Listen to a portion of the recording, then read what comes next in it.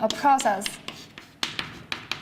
that is indexed by positive real, and we want to define a Markov chain. So in the first part of the lecture, we consider the process that is indexed by positive integers. And for the definition for it to be a Markov chain, where just the definition is, it definitely says, given what happens in the past, to calculate what happens in the future is the same as knowing the current and calculate the probability in the future. So it is independent of what happens in the past. It only depends on what happens in the current.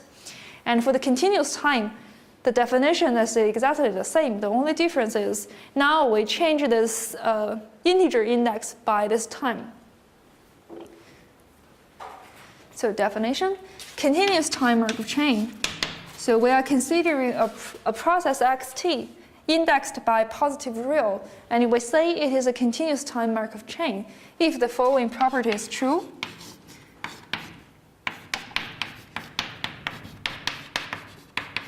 So we have an increasing time sequence, and we calculate the conditional probability that we know what happens to the past. This conditional probability equals the probability that the conditional probability that we only know what happens for the current.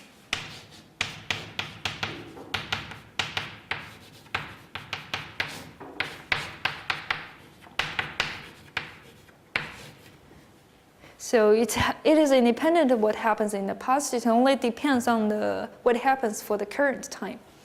And moreover, we also require that this conditional probability in the right-hand side here, it only depends on the time difference between these two times. So it is independent of what exactly is Tn. It only depends on the time difference between these two times.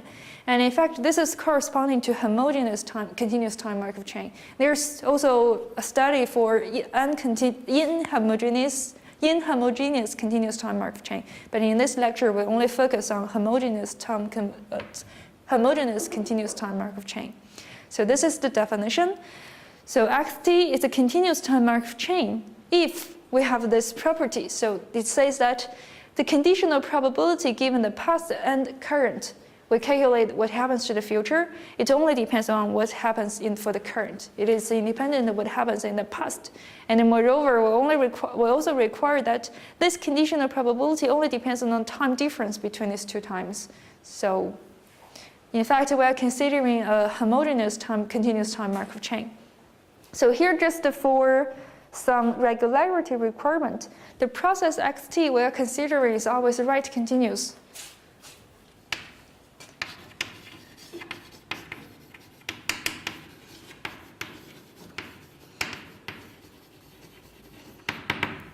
So we only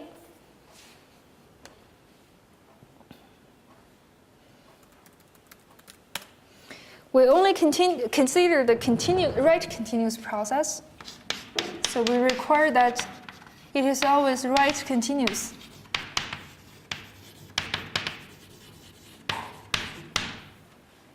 So it is right continuous, and we also require that the state space omega, so this xt, only take value in a countable state space.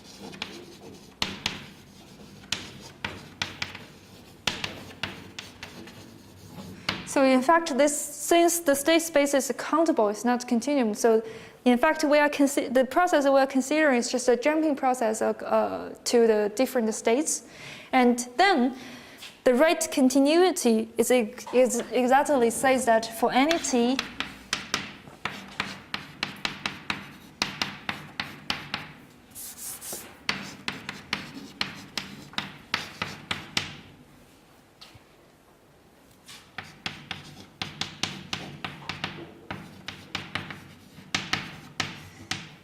so since the state space is countable, so it is discontinuous, then the right continuity of this process is equivalent to say that for any time t, there exists a small neighborhood that the process doesn't jump in this small neighborhood. So this is, since the state space is countable, then the right continuity become this property. So it means after we jump at one state, we have to stay for a while before we jump again. So we can't jump too frequently. Okay, so this is a continuous time Markov chain. First, and then let us check what's the conditional probability in the definition. And we call this is the semi-group of the continuous time Markov chain.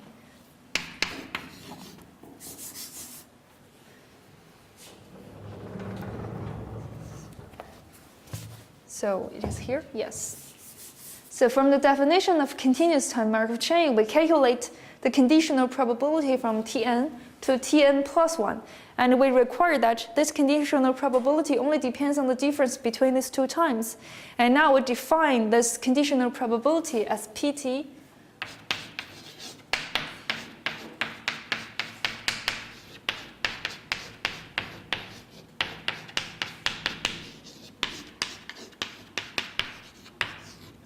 So Ptxy is the probability that at time 0 we are at x, and at t we are at y. So this for fixed t, this Pt is just a matrix on the countable on the state space, and this is, and we call this process Pt, the semi-group of the continuous time Markov chain.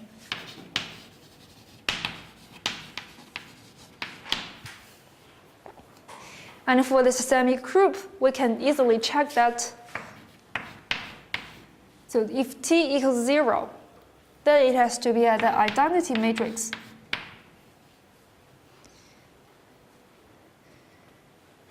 And for each t,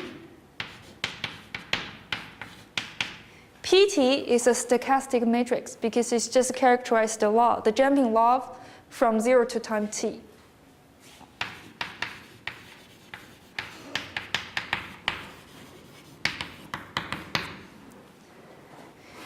And finally, we have a multiplicativity for this semi-group.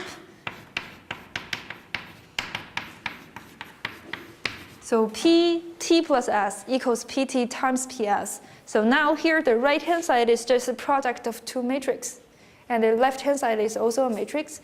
So just a quick check why this third item is true.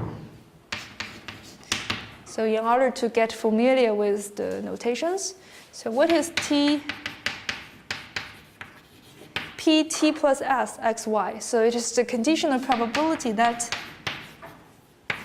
we start from x, we jump to y at time t plus s.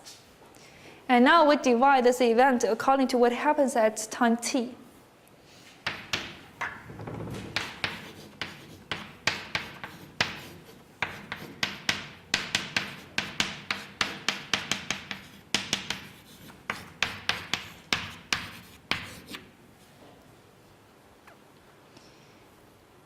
So now we know that at time 0 we are at x, at time t we are at z, and t plus s we equals y.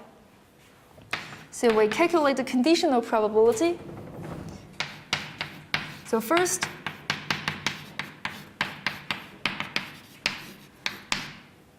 we calculate the probability for xt equals z, and then this event becomes xt plus s equals y, given x0 equals x, and xt equals z. And by the definition of continuous time Markov chain, we know that for the second conditional probability, so now we know what happens at 0, what happens at t, and then we calculate the conditional probability for what happens at t plus s.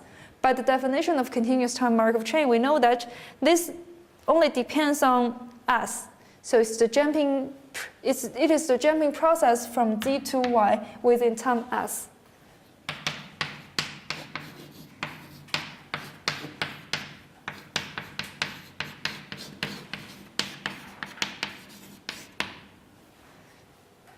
And we are summing over all possible z. So this is exactly Pt times Ps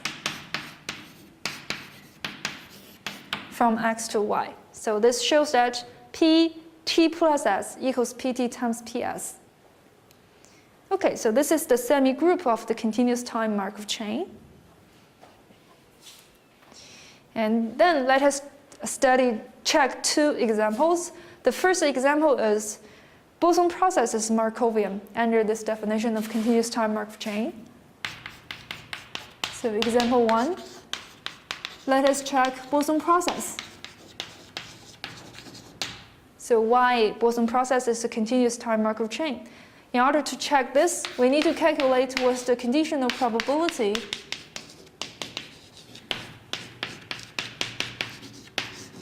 So given xt, what is the conditional probability for t plus s? So first, we already know that if we also knowing what happens before time t, because this is a Poisson process, and for the disjoint time interval, they are independent, so it equals that we only know what happens at time t.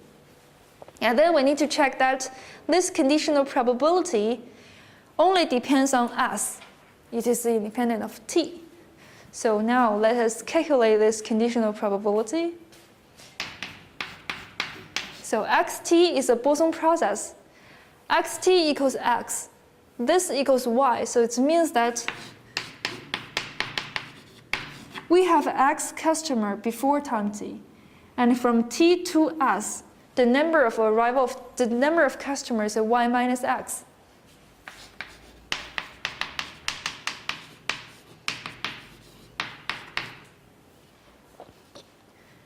This is because x is the Poisson process. And then we know that, so xt equals x is just a counting process from 0 to t equals x. And now we know that these two time intervals are disjoint. So the conditional probability equals just this one.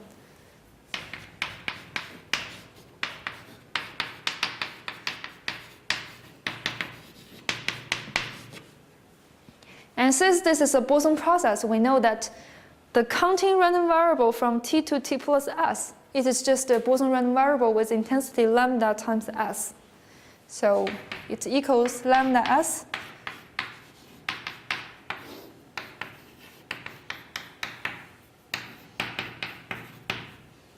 So now we have calculated the conditional probability. And this gives us exactly the semi-group. So first we know that this probability only depends on s, so it doesn't depend on t. So this tells us this is a continuous time, a homogeneous continuous time Markov chain. And here we have already given the semi-group of this process. So this is the first example, Poisson process. The second example, so now we want to generate a continuous time Markov chain from a discrete time Markov chain. So suppose xn hat is a discrete time Markov chain with transition matrix Q.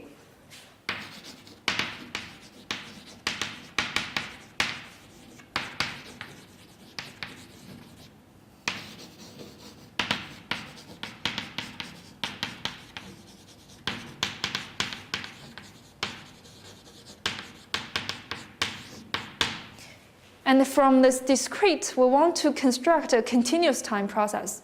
So what we do is let NT be an independent Poisson process.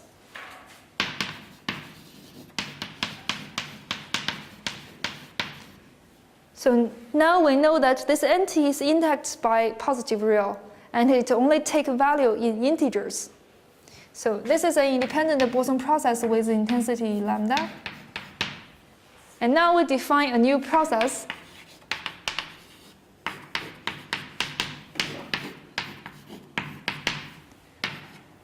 X hat at NT.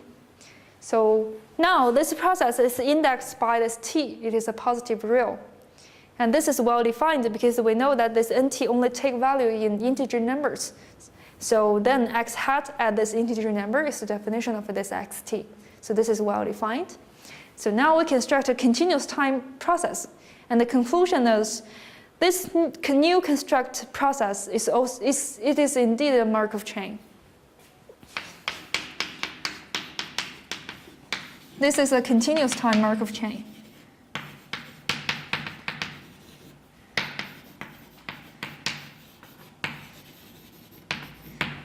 and the semi-group is given by this formula. So we can check what's the semi-group.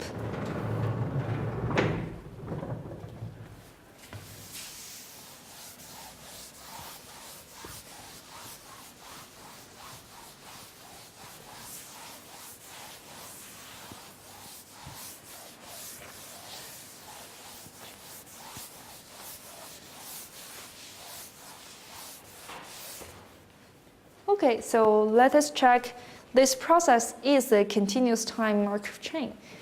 To check it as continuous time Markov chain, we need to calculate the probability of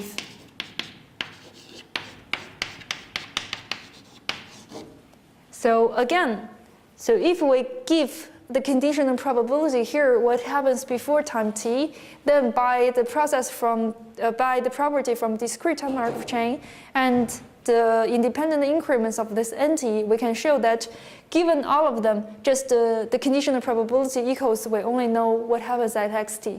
Now we only need to calculate this conditional probability and check that it is only depends on s, it doesn't depend on t. So now let us check what is this conditional probability.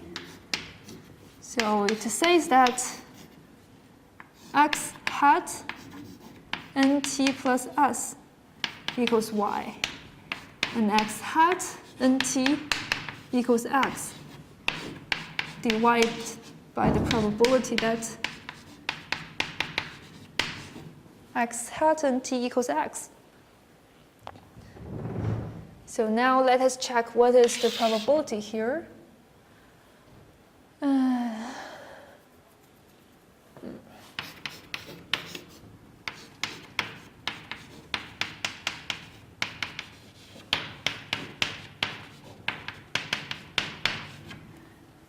So now we divide this event according to what is the index for nt and nt plus s.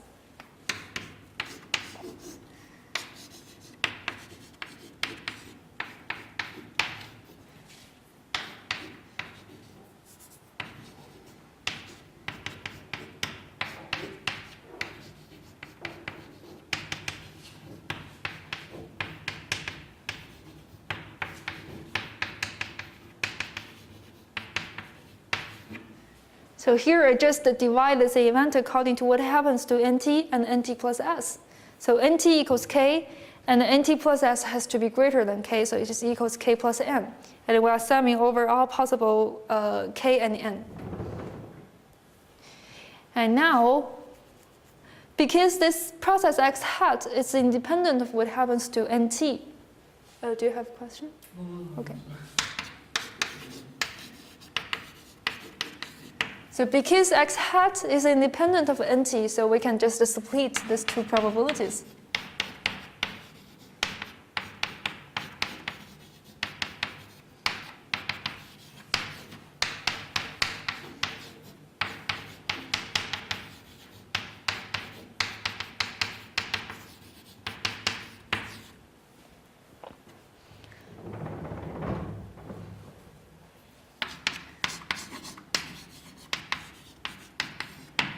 Okay, so now for this hat, it is just a discrete time Markov chain. So we know that it equals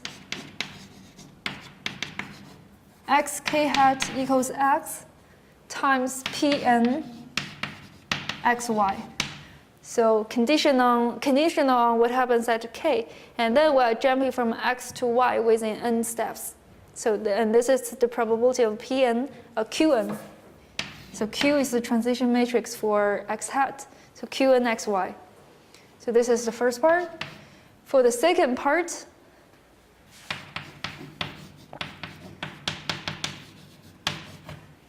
so now if we know nt equals k, then the second event just tells us from t to t plus s we have n customers, and it is independent with nt, and the probability is so. A Poisson random variable equals n.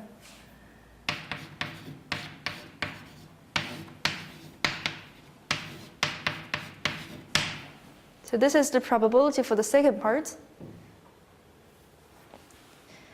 So now where is k, where is n? So k here, n is here.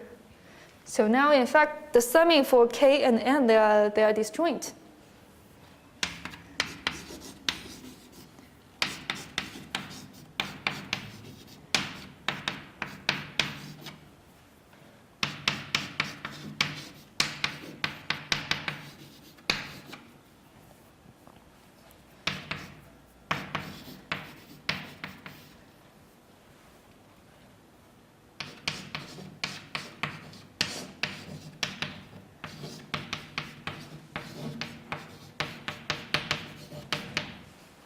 Okay.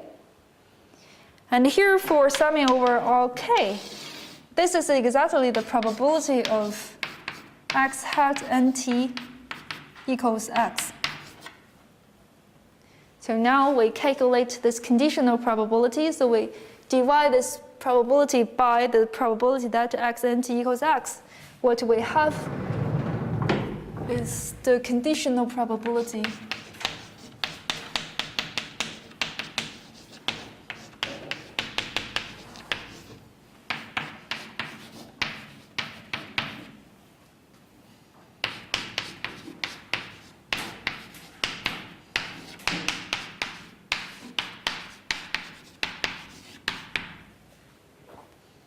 Okay, so here in the right-hand side, it only depends on S, has nothing to do with T, so we succeed. This is a continuous time, homogeneous continuous time Markov chain. And this right-hand side is the semi-group of this new process.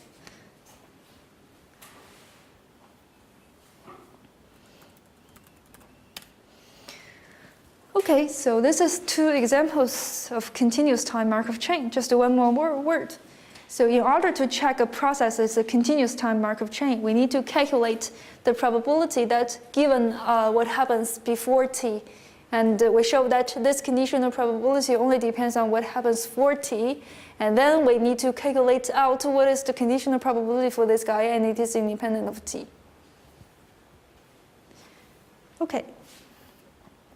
And the next notion is called the holding time.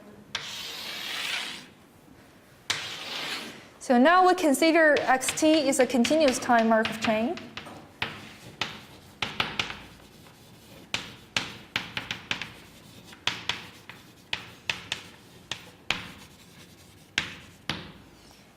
And since the state space is countable, so in fact this is a jumping process. And then we want to ask the question that once this process arrives at a vertex, how long it spans before it jumps? So in order to see this, we introduce what is holding time. So suppose that we start at x, and the holding time as x is the time that the process is spent at x before it jump. So it is the nth of the time that xt jumps. And this x we call it as a holding time. And the first property for continuous time Markov chain is if this xt is a continuous time Markov chain, then this holding time as x must have the exponential distribution.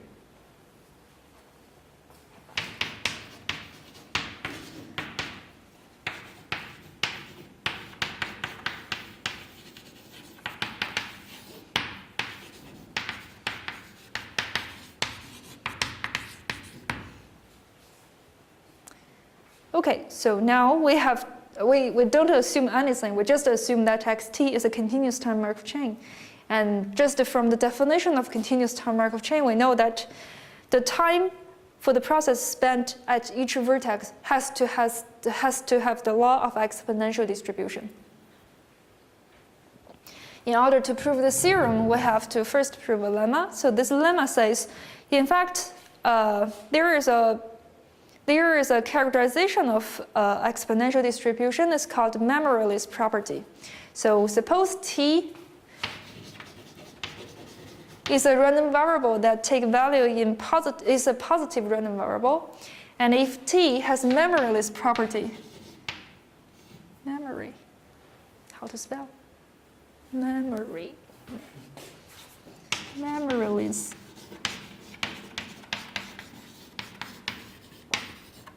So memoryless property means the conditional probability for t is greater than t plus s, given it is greater than t.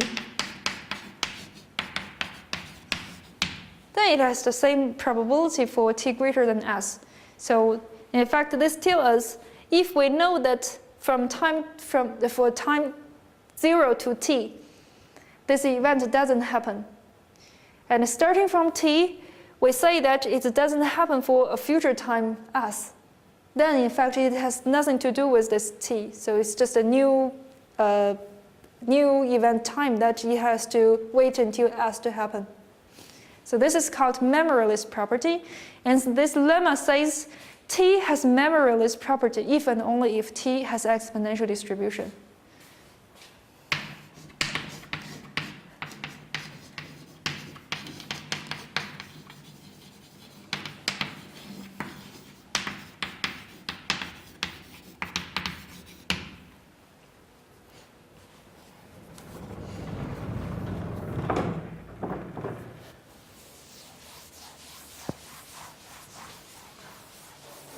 So in fact, that memoryless property, if and only if t has exponential distribution, it is equivalent to say if you have a process, it has additive, then it has to be linear. So the idea is exactly the same. So proof. So first of all, if t has exponential distribution, we can easily check that it satisfies this property. So we only need to prove from memoryless property to exponential distribution. So now assume that t has memoryless property. We want to show that t has exponential distribution. So we denote ft as the probability for t greater than t. So we need to calculate explicitly what is this ft.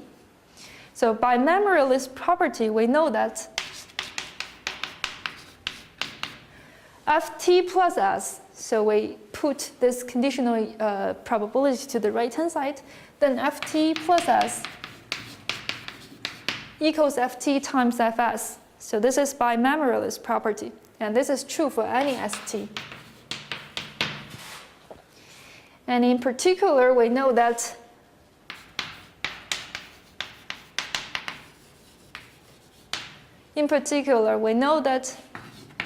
f1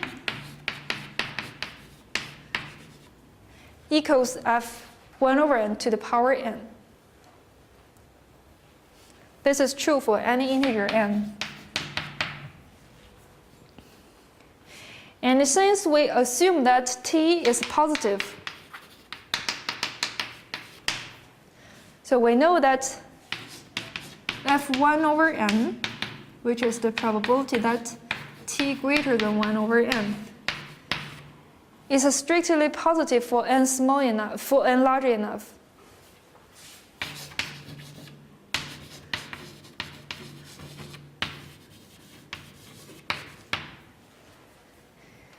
So this tells us f1 is strictly positive.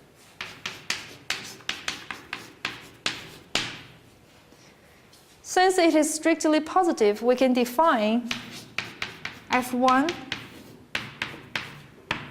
equals e to the power minus lambda for some lambda finite.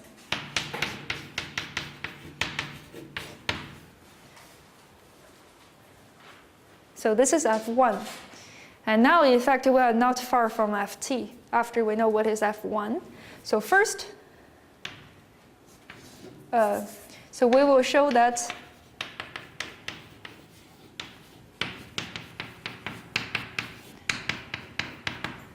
ft equals e to the power minus lambda t. So first, this is true for t is an integer. It's true for t is an integer because we know that fn equals f1 to the power n. And if f1 equals e to the power minus lambda, then we know that fn equals e to the power minus lambda n. Second, we prove that this is true for rational numbers. Okay, it is true if t is a rational number.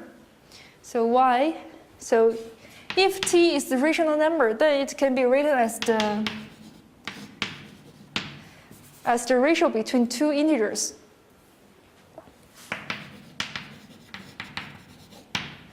And then by this memoryless property again, we know that Fn equals Fn over m to the power m. And for the left-hand side, we already know that it is e to the power minus lambda n. So Fn over m equals e minus lambda n over m. So this shows that the conclusion is true when t is a rational number. And finally, we will show that it is true for any t. So maybe here is enough. Okay, for any rational number, for any positive real number t, we know that it can be approximate both sides by rational numbers.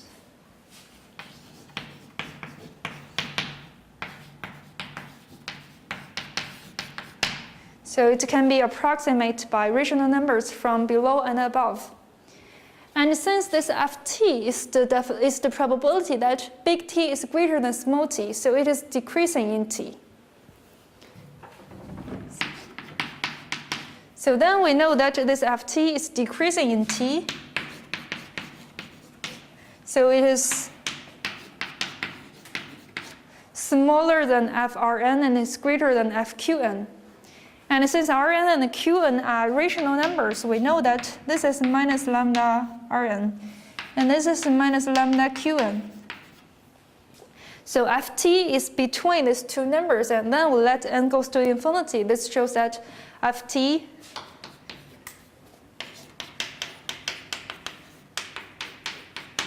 is e to the power minus lambda t.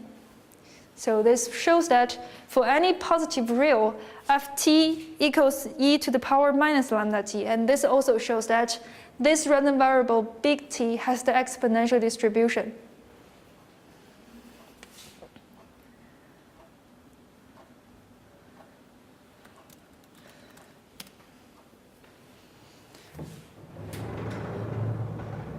Okay, so this is the memoryless property, and then we can complete the proof for the theorem.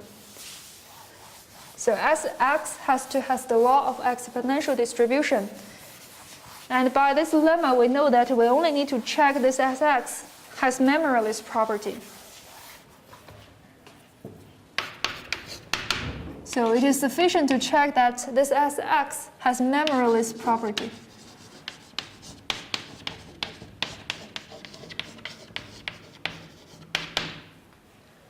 So we need to check that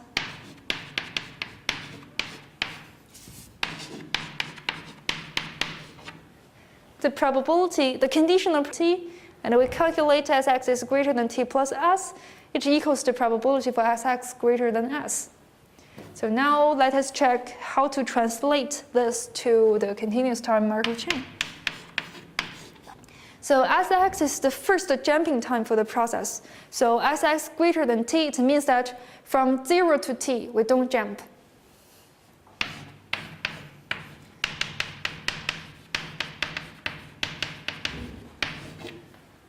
And Sx greater than t plus s means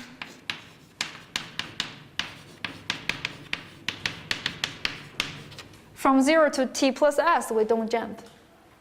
So now what we do is we know that what happens before time t. So it is always x. And we calculate what's the conditional probability that from t to t plus s, there's no jumping. And because this is a continuous time Markov chain, we know that this conditional probability just equals the probability that we know xt is x. And then we calculate the conditional probability that there's no jumping from t to t plus s. And since this is a continuous time Markov chain, we know that it is independent of t. It equals the probability that we start from x and we don't jump up to time s. So this is exactly the same probability that sx greater than s. So this shows that this holding time sx has the memoryless property. And from this lemma, we know that it has to be an exponential random variable. Okay, so this is holding time. And next, we introduce what's the jumping process. So first, we start with a continuous time Markov chain. And we define the sequence of jumping time. So J0 starts from 0. And J1 is the first jumping time. And J2 is the jumping time after J1. So generally, Jn plus 1 is the jumping time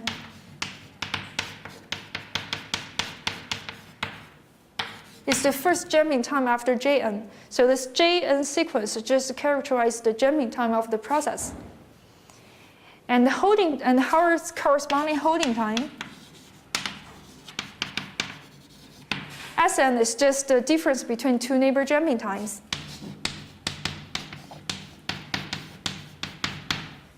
So in fact, this is also called the inter-event sequence for the random process. Okay, so jumping times, holding times, and then the jumping process.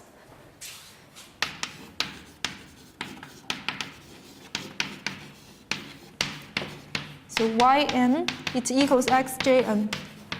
So now, in fact, we decompose this continuous time process into two parts. First, we remember at each step where it jumps.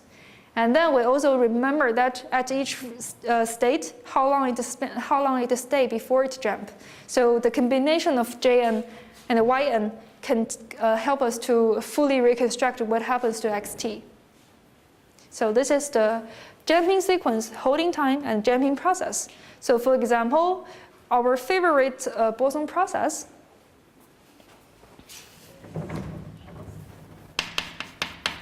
So for our Poisson process, xt, then the corresponding jumping time is just the corresponding Tn. And this Sn is just the inter-event sequence. And the jumping process Yn just equals n, because at each step is just by one integer. So Yn just equals n. And Sn is just the inter-event sequence. And we already know that this Sn is an IID sequence of exponential law. So this is our favorite example for Poisson process. The next notion I want to talk about is, let us consider this jumping times.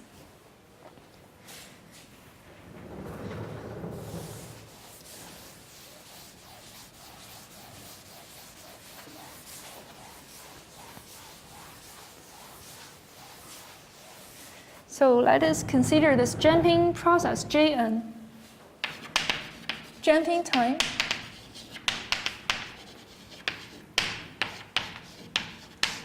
So there can have different scenario for what happens to this sequence. So first case, so this process just jump all the time until infinity. So this is the most cases we consider.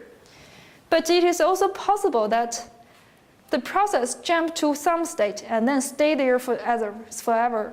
So this means that, so in this picture, we jump to some vertex at the J3 and then we stay there forever. So this means that J4 equals infinity. So we never leave these states. So this is the second case. And there is another case is we're jumping towards some limit point. So this means that this Jn is increasing, but it converges to something that is finite. So it means that we jump, but we jump too much and we are approaching some limit. And in this case, we call this limit Kc as the explosion time.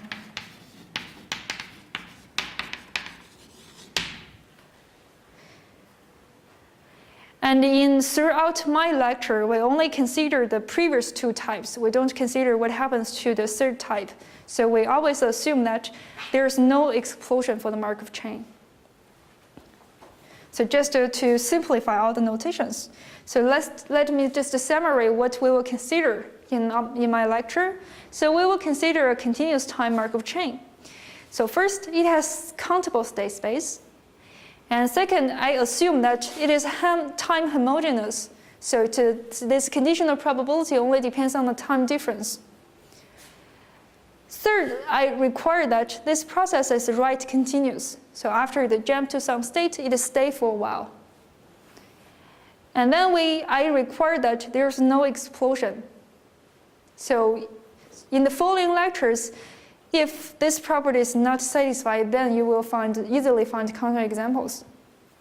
And the last requirement is I require the semigroup is right continuous. So the semigroup is right continuous.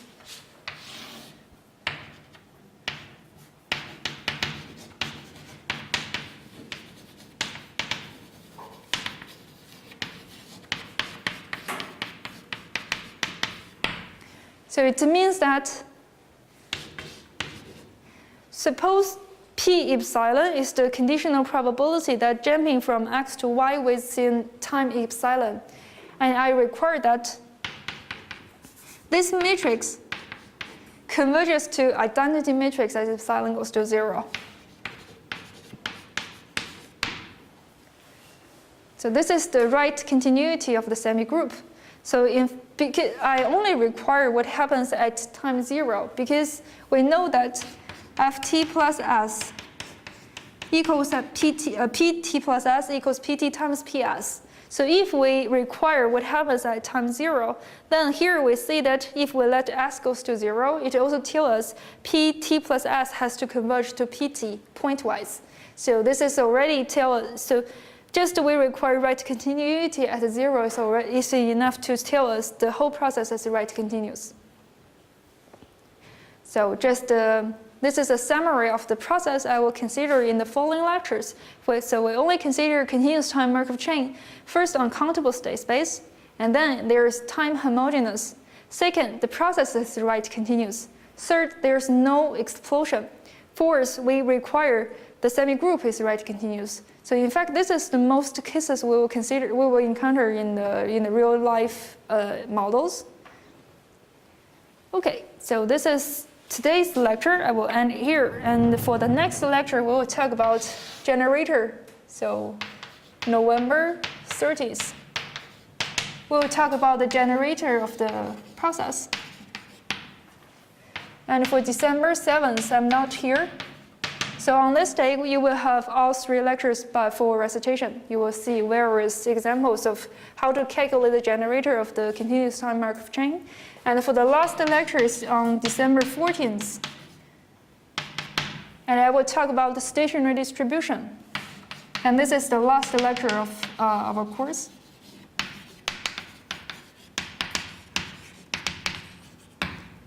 Okay, so this is the plan for the third part, and I will stop here.